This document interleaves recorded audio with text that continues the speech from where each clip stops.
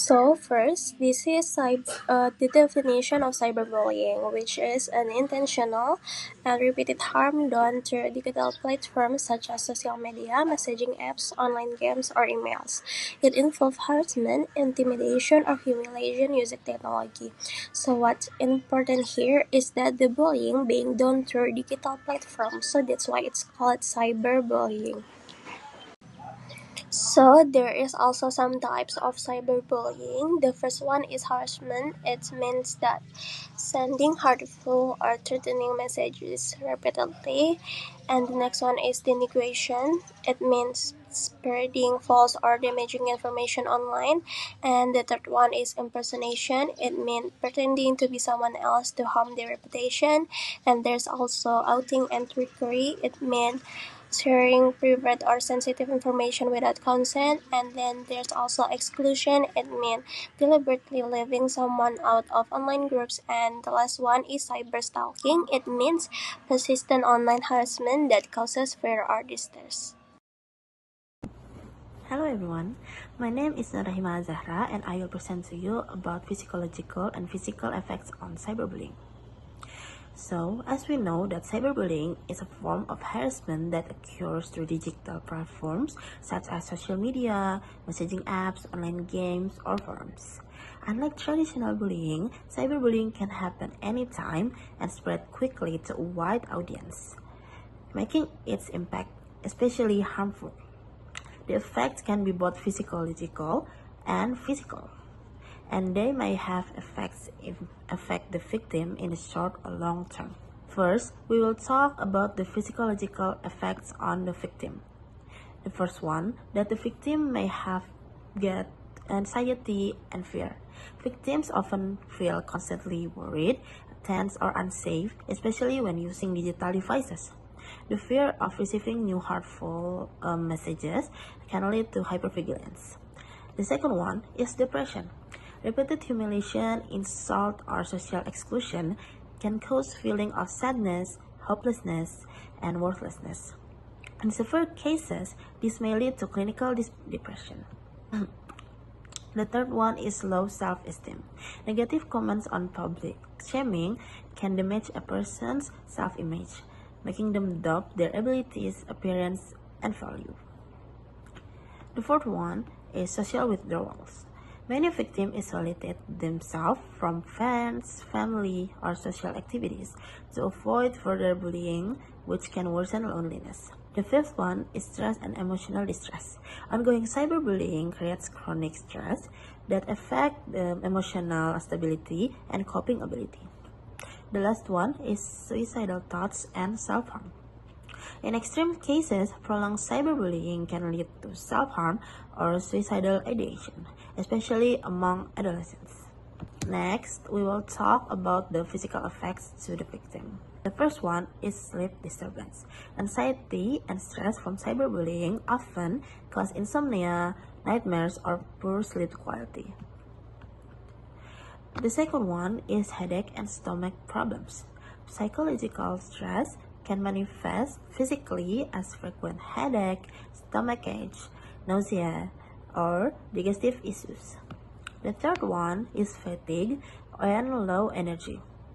Emotional distress and lack of sleep can result in constant tiredness and reduces concentration. The fourth one is changes in appetites.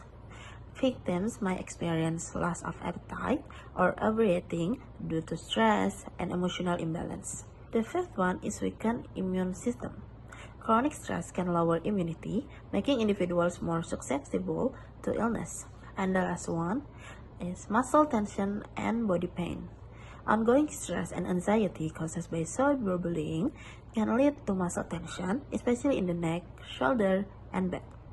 Over time, this tension may cause chronic body pain and discomfort. That's all the physical and physiological effects of cyberbullying. Hello everyone, let me introduce myself. My name is Farhaya Aziza and my study number is 2510-911-220-021. So today I will explain the key of prevention strategies for reducing cyberbullying in both schools and communities. First, let's look at prevention strategies in schools. Schools are very important because students use the internet often for learning and communication. One simple step is to have clear rules about cyberbullying. These rules help students to know what is right and what is wrong, and what they should do if they see or experience bullying. Schools also need to teach basic digital safety, so students should learn how to protect their accounts, how to speak politely online, and how to avoid sharing personal information. Teachers also need to be trained. If teachers can see early signs of cyberbullying, they can help students quickly.